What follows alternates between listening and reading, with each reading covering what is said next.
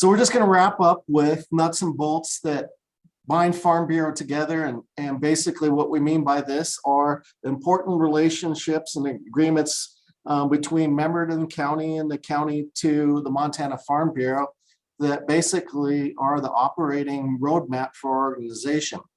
And so I'm just going to show the agenda here.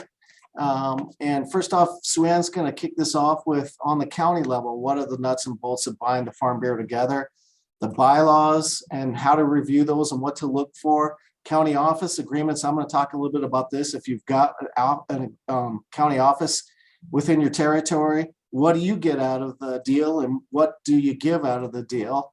And then Sue-Ann's going to wrap that portion of it up with some cooperative success stories between and why you should try to build a good relationship with your insurance agents. And then we're going to get into it a little bit on the state level with the uniform membership agreements, and that's the ties that bind the county farm bureaus to Montana Farm Bureau. And I'll just highlight some important details from that. And then Sue-Ann's going to go over the due structure, because that's a question that is often asked. What makes a voting, what makes an associate, and how much do people actually pay, and where do those dues, those resources from dues and the finances go? So that's the outline for this brief presentation. And with that, I'm just going to go ahead and turn it over to Sue-Ann. Okay, yeah. So I think one of the things with bylaws is kind of your duty of care obligation. Your bylaws is really a contract between the legal entity of your county farm bureau and your members, essentially. So yes, it is a legally binding document, and that is why it's so important to actually take a look at what is in your bylaws. So definitely it kind of outlines what you what and how you should be doing at the county level in a legal standpoint. So, you know, first off, hopefully you've seen a copy of your bylaws. If you haven't, please talk to your regional manager. They can get you a copy of the latest bylaws. So Scott, why don't you next up? So reviewing your bylaws, once you get your hands on the last copy, check the latest date, the last date of the revision. And some of these go back to, you know, the 80s and the 90s, when the county farm bureau isn't even the right name in some cases. So hopefully we're not there. I know we've been there in the past, but are the things that are in your bylaws current practices? So much has changed over the years with how you hold a meeting and how often you're holding a meeting, or can you hold a virtual meeting, and some of these things that have changed with modern day practices and acceptances of meetings. And so knowing that and seeing what's in your bylaws is really important. Yeah, they should be reviewed every 5 years.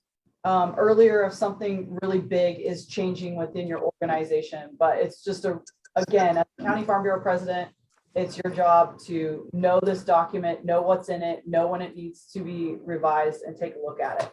And again, amend as necessary. And it's going to talk to you in your bylaws about how do you amend it. You know, what vote do you need of the board of directors, or, you know, the membership. So making sure all that stuff makes sense is a good idea.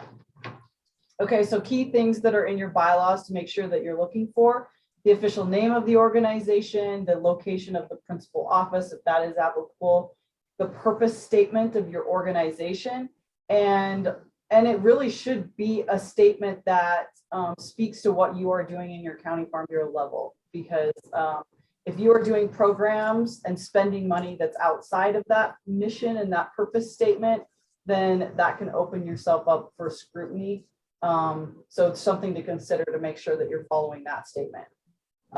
Qualifications of members, admission procedures of membership. Maybe it talks in your bylaws about accepting members, the definition of voting members, meeting requirements, quorums, frequency of meetings, meeting procedures, even if things like a financial report. Like if your bylaws say that there must be a financial report at every county board meeting, then as the president, it's your responsibility to contact the treasurer or the secretary and say, it's required as part of our bylaws that we have a treasurer's report at every meeting. Please be prepared and plan to bring one. So again, follow your bylaws. If it's in there, you need to know it, you need to be doing it. One other thing I will mention is we had this come up just a few years back when the state Farm Bureau changed the definition of a voting member. The state, in that case, the state Farm Bureau bylaws would trump the county bylaws when it comes to definition of a member. So there was a while there where a lot of county bylaws were not synced with the definition of a voting member according to our state bylaws. And so that was something that they needed to look into. But just so you know, if there's a conflict, the state bylaws trump the county bylaws. Officers and directors, just how many's on your board of directors, the terms, the term limits, rotating, things like that. That's pretty straightforward. Committees, do you want committees in your bylaws? If you have committees in your bylaws, then it better be correct. You know, if you don't have an active committee structure, then maybe you don't want an active committee structure in your bylaws. So something to think about. Conflict of interest policy, we talked about that before. So just making sure that is in there and that you are following in that. Process of amending bylaws, which we kind of talked about that before. If you're going to amend it, then it needs to state it in there. So that was really fast, but regional managers, do you have any thoughts based on your experience with counties and bylaws? Okay. Oh, Liv. I was just going to say, this is a process that Richland County is just starting because we had a little bit of a moment at their last annual meeting. Like a lot of counties figure it out. And I really like the way that they started doing this was they're like, this is too much all at once. Let's just take one section and at every county board meeting, which they hold monthly, we're going to revise this section. And then at the end, we'll pass it all together. So, I mean, only bite off so much at a time. Great advice. Absolutely. Regional manager, they're absolutely going to be a resource and an asset to you if you look to revise your bylaws. So one of the questions that we get a lot are from county farm bureaus that have a Mountain West office or a storefront within their territory. And so if you do, by now you should have, and I'm pretty sure that all do have a county office agreement. And I just want to go over some of the details of that, why it's important and what the relationship entails. So basically, the one thing that really point out with that first statement is that it's between the county farm bureau and each individual agent, because they are independent contractors. And we want to make sure that we keep that independent contractor status. We never want them to be viewed as employees of the county farm bureau, since you really want to have management authority over them. That could just get us in trouble. But it is a great relationship. It really is. And one of the benefits, oops, out of order there, sorry. One of the benefits to the county farm bureau is one of the biggest ones is that membership and membership revenue. On a bad year, our Mountain West agents will bring in 1,200 new members to the organization. You know, and on a good year, it can be upwards of 2,000. So that's awesome. But they're also providing a very important service to your members, whether it's looking out for your farms and ranches or your houses, your cars, or your financial planning, you know, your life insurance. It is important, and that's why they're in such demand. But little known aspects of the county office agreement are that if you want it, you also have the right to have meeting space within a county office.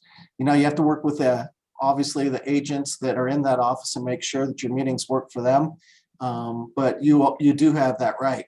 And then also one that I think is very important is staff services as reasonably required. And your agreements actually spell out what is reasonably required. And that is promoting, displaying, and maintaining information about your county farm bureau and your activities. So that's what you get out of the relationship. And I think they're great. Now, what are the benefits to the Mountain West agent? First off, and very important, is affiliation with the county farm bureau. Mountain West has something that no other insurance company in the state has, and that's that tie to you. And every time that you're doing a program or running and doing something for the good of the community, they're also benefiting from the public relations and the building of the brand that you are busy doing. So it's actually very, very valuable. But they also get, and here's kind of where the questions come in a lot, financial support to help maintain that office. And you can do one of two options. One is you can negotiate a flat fee between the County Farm Bureau and the agent. So for instance, if you just go to your agent and say, you know what, I love what you're doing. Every year I'm going to just give you $1,000, whatever it may be. You can do that. But what's a lot more common is the agreement states that that option is for you to pay 33% of the portion of the County Farm Bureau dues for members served by that agent within that office. And so that's 1/3 of the $12 you get for associates, or the $20 you get for voting members, or even the $47 you get for associate Century Club members. But if you've got an agent in your office, you're only going to pay for that 1/3 of the members that agent serves that join your County Farm Bureau and paid dues for that year. So if your agent has got members throughout the state, you're not paying that 1/3 of the dues for something you don't get.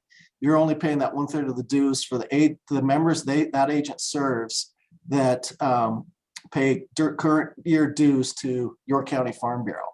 The one thing that's in the office agreement that I didn't put in here, and it's not been held to very close, it hasn't been dictated very closely, but the agreement actually says that we have 60 days after the end of the membership year to get the office support into the members.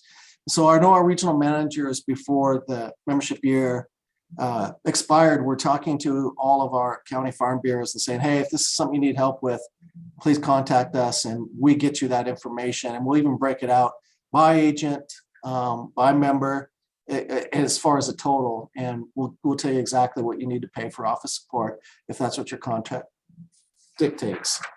So that was really quickly a breakdown of that office agreement. And I think that it's important to note some of the ways that this can work together to benefit everyone. And Suanne's going to talk a little bit about this.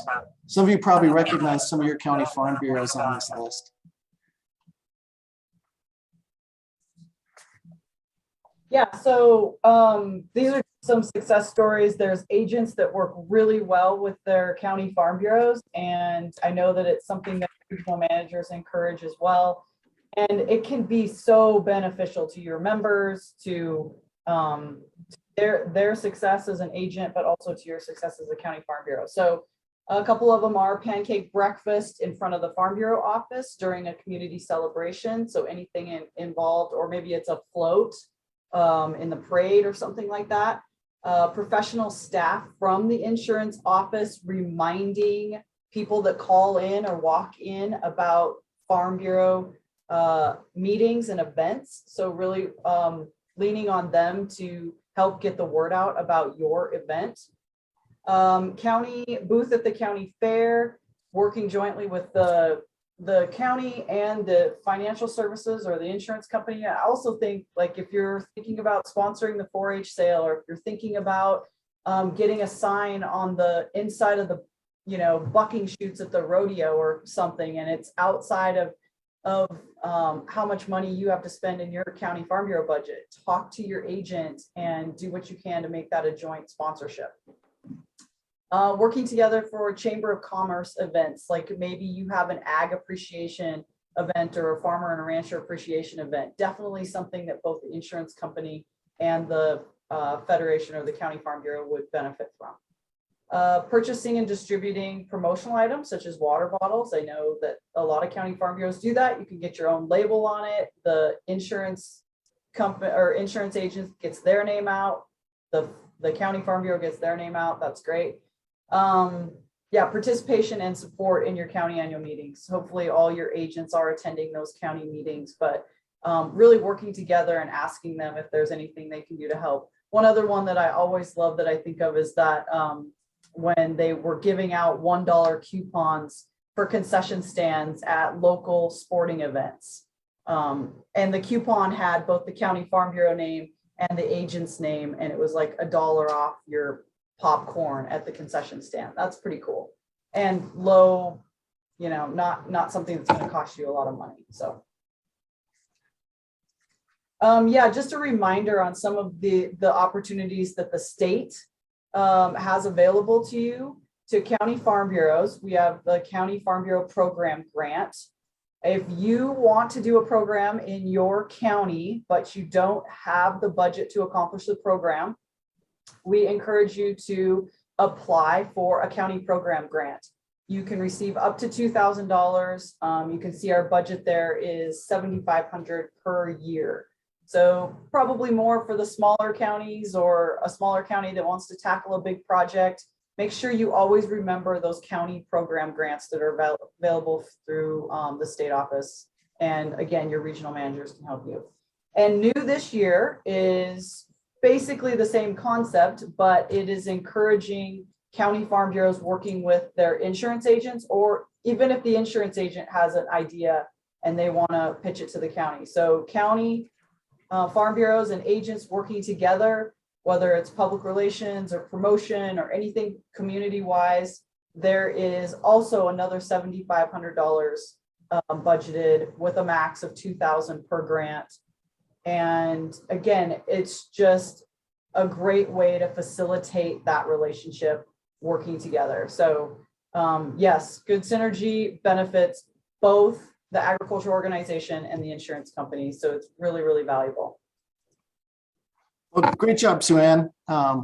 Again, if anyone has questions, just go ahead and put those in the chat and one of the staff will go over that. But I'm going to jump right on to what are the ties that bind together the County Farm Bureau with the Montana Farm Bureau Federation. And primarily it's the uniform membership agreement that your County Farm Bureau and Montana Farm Bureau signs. But one of the main things that is important about the uniform membership agreement is the cooperative relationship. And this is one of the things that I think is so vital. And what differentiates us and what I love about our organization is that right in our agreement, it states that we shall maintain our faith in the County Farm Bureau as the basic unit of the Farm Bureau.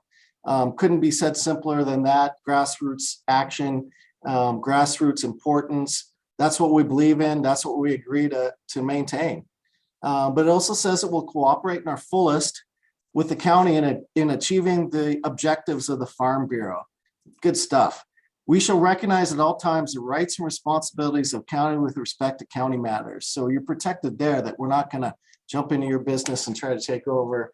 And I think that's also so great. But you will abide by the provisions of the Articles of Incorporation of the bylaws of the state association. And that's just referencing what Sue Ann mentioned earlier. If your County Farm Bureau's bylaws say something that is contrary to what you all as state delegates or delegates from your county to the state annual meeting have passed in our bylaws, then the bylaws that are passed at the state level, they're ones that matter as far as that goes. So that's what they mean by the cooperative relationship that's within that uniform membership agreement. What else is important? Intellectual property. So it basically states in there that American Farm Bureau owns their marks, which are the name, the logo, the registered voice of agriculture, and that Montana Farm Bureau owns our marks as well. And you can see those there. But the important part is that as long as the County Farm Bureau remains a signatory to the uniform membership agreement, you're the only countywide organization entitled to membership within the Montana Farm Bureau and use of those marks. And one thing that's kind of fun to point out there too is that we have 20,000 Farm Bureau members in Montana, but Montana Farm Bureau has 30 members. And this is what dictates who our members are, and that is you all as the County Farm Bureaus. Well, a couple other things about that, and this was already talked about, so I'm not going to get into this a whole lot, but the County Farm Bureau policy, the uniform membership dictates what we'd already talked about a little bit as far as who owns what policy. And Carla asks, is this signed annually? And no, it's not. Very rarely is it actually presented to counties for signatures. The last time it was we went over a new uniform membership agreement was when the language about the marks was added by American Farm Bureau Federation.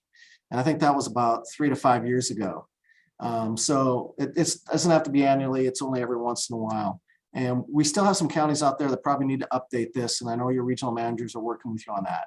But here's where it dictates that policy questions that Tom asked earlier. And basically county has jurisdiction over county policy.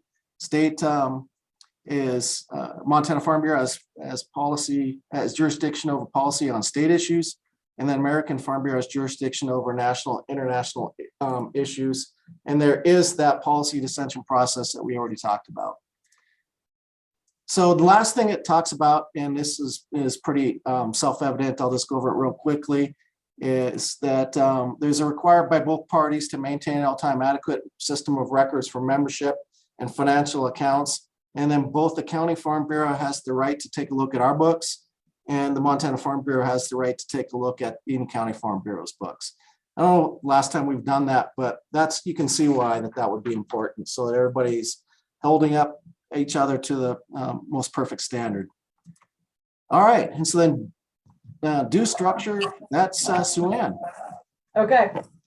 So hopefully this is a review for you guys, but we'll just reiterate these facts.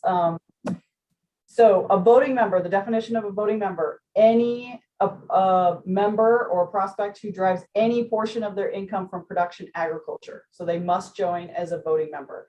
To be honest, you guys, this is something that I hope that you can share with insurance agents too. I mean, this is something they get hung up on a lot. And so it tends to mean that our memberships coming in sometimes are misclassified. And that is also why it's a really good practice for you to look at your membership lists and see if people are coming in that are classified wrong. So you guys know your county members, or hopefully, or somebody knows them. So following these definitions is really important, and looking at those lists and classifying them and approving those members is important. So next up, Scott. Associate members are not eligible to vote or hold office, but otherwise enjoy all member privileges and benefits. That's important. We have had some County Farm Bureau board members that were associate members, and that is a no-no. So please watch their membership status and make sure that they're up to the right membership level they need to be to hold office. A student membership, which is new as of a couple years ago, is an option for individuals who are interested in agriculture and or pursuing a career in agriculture who are currently enrolled in a higher education or vocational education program. So $25 a year.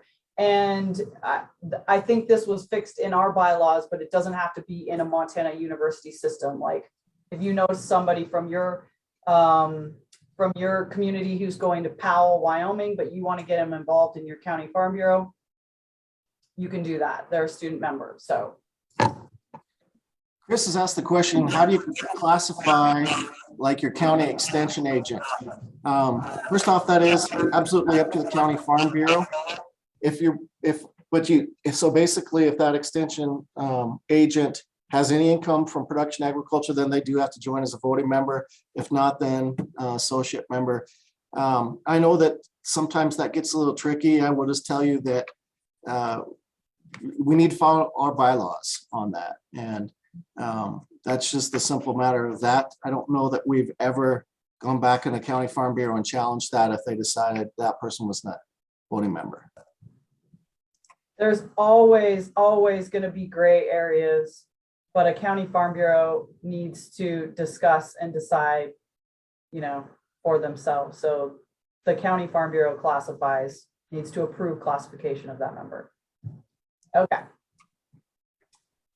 All right. Can I just add from the regional manager point of view? I've always really admired how a lot of counties handle this discussion, from ag lenders, ag advisors, lots of different people that are in that gray area. I think it's a worthy discussion to be had. And some of our greatest members have come from all different backgrounds.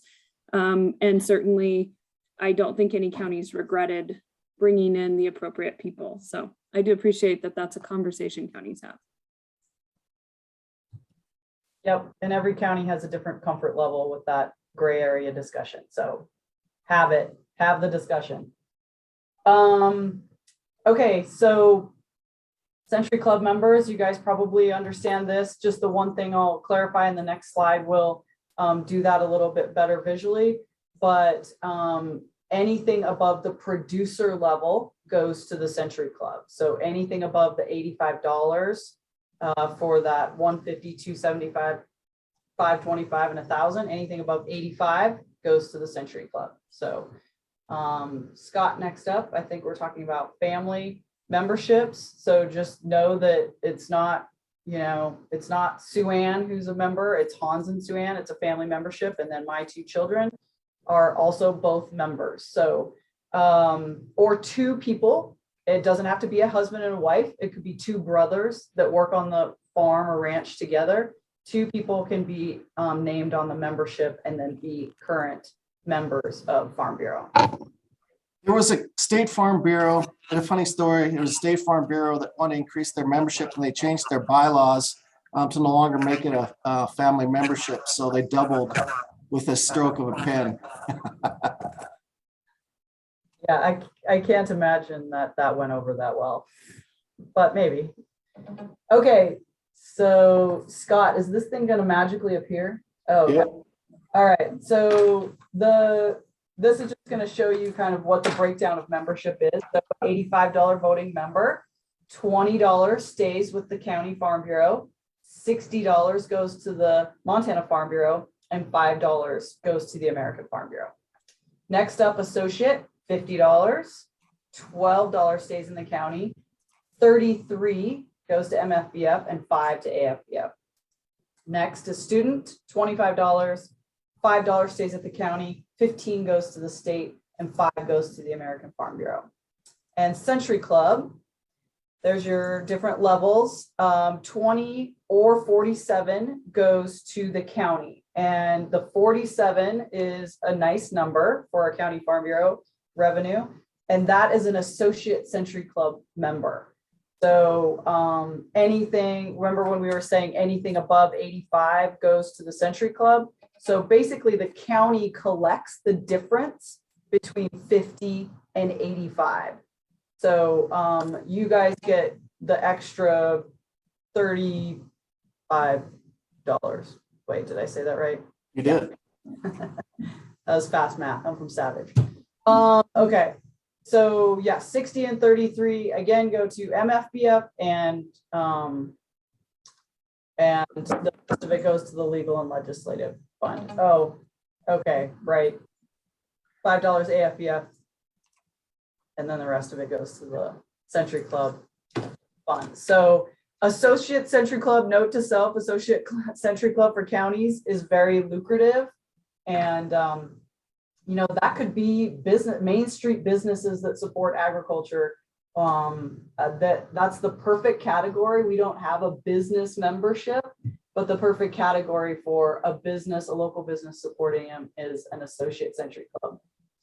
Good money for the county and just a great way for them to support our efforts.